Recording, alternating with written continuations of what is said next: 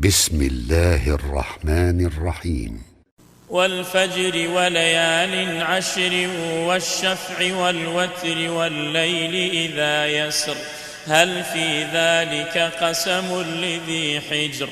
ألم تر كيف فعل ربك بعاد إرم ذات العماد التي لم يخلق مثلها في البلاد وثمود الذين جابوا الصخر بالواد وفرعون ذي الأوتاد الذين طغوا في البلاد فأكثروا فيها الفساد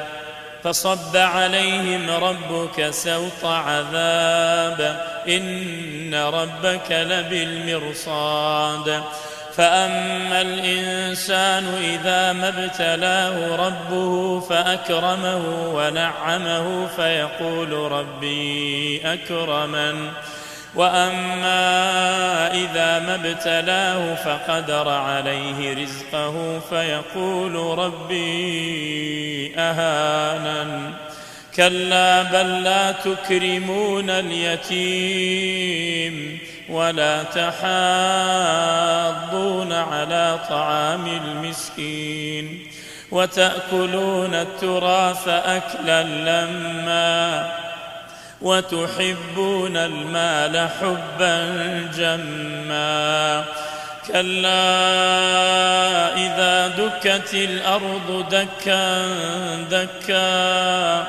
وجاء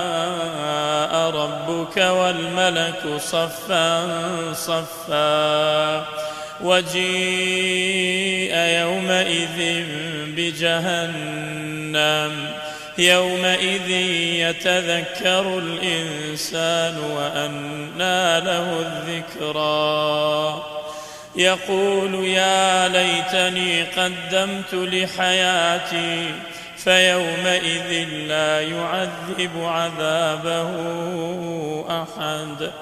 ولا يوثق وثاقه أحد يا أيتها النفس المطمئنة